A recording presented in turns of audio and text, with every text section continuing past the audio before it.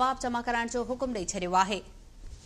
डाउ यूनिवर्सिटी इंतिज़ामिया पारां जवाब जमा कराइण लाइ मोहलत तलब कई वई आहे। डाउ यूनिवर्सिटीअ जे नतीजनि खे मुअतल कयो वञे, शागिर्दनि दरख़्वास्त में इस्तदा कई वई आहे। अवां खे ॿुधायूं पिया, शागिर्दनि जे डाउ इंतिज़ामिया ख़िलाफ़ सिंध हाई कोर्ट खां प्रेस क्लब ताईं एहतिजाजी रैली बि कढी वई, जंहिं में वालिदैन बि शिरकत कई आहे। सिंध हाई कोर्ट पारां MD कैट पेपर लीक थियण बाबति 21 डिसंबर ताईं जवाब जमा कराइण जो हुकुम ॾिनो वियो। डाउ यूनिवर्सिटी इंतिज़ामिया पारां जवाब जमा कराइण लाइ मोहलत तलब कई वई। डाउ यूनिवर्सिटीअ जे नतीजनि खे मुअतल कयो वञे, शागिर्दनि दरख़्वास्त में इस्तदा कई आहे।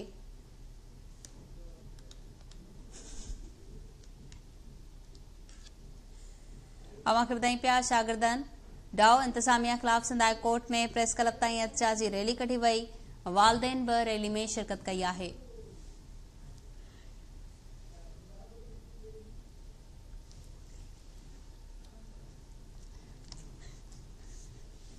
तफ़सील मालूम कंदासीं। लाइन ते मौजूद आहे आज़म ज़ोरानी। जी आज़म। सिंध हाई कोर्ट जे चीफ जस्टिस अकील अहमद अब्बासी जी सरबराही में डिवीज़न बेंच मेडिकल में दाख़िला लाइ जेका वरितल टेस्ट जो पेपर लीक थियण जे ख़िलाफ़ दाख़िल कयल दरख़्वास्त ते अॼु इब्तिदाई नोटिस कार्रवाई करण बाद नोटिस जारी करे 21 डिसंबर ते धुरियुनि खां जवाब तलब करे वरितो आहे।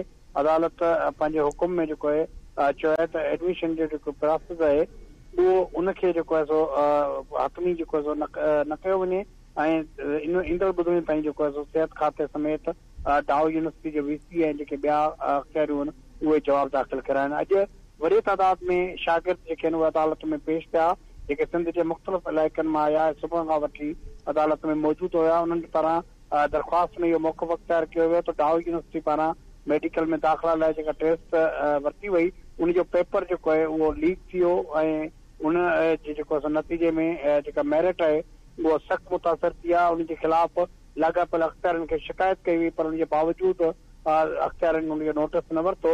इन करे जेको आहे इहा जेका टेस्ट नतीजा आहिनि उन्हनि खे कालअदम करार ॾिनो वञे ऐं ॿीहर टेस्ट वठण जो हुकुम ॾिनो वञे। जी आज़म ज़ोरानी, तफ़सील ॿुधाइण लाइ तव्हांजी महिरबानी। सिंध हाई कोर्ट में MD कैट पेपर लीक थियण वारे मामले ते ॿुधणी। डाउ यूनिवर्सिटी इंतिज़ामिया पारां जवाब जमा न कराइण लाइ मोहलत तलब। अदालत 21 डिसंबर ताईं जवाब जमा कराइण जो हुकुम ॾेई छॾियो। शागिर्दनि दरख़्वास्त में इस्तदा कई त डाउ यूनिवर्सिटी जे नतीजनि खे मुअतल कयो वञे। MD कैट जो पेपर ॾींदड़ शागिर्दनि जी सिंध हाई कोर्ट खां प्रेस क्लब ताईं एहतिजाजी रैली, वॾी तादाद में शागिर्दनि ऐं वालिदैन जी शिरकत, ॿीहर टेस्ट वठण जो मुतालबो।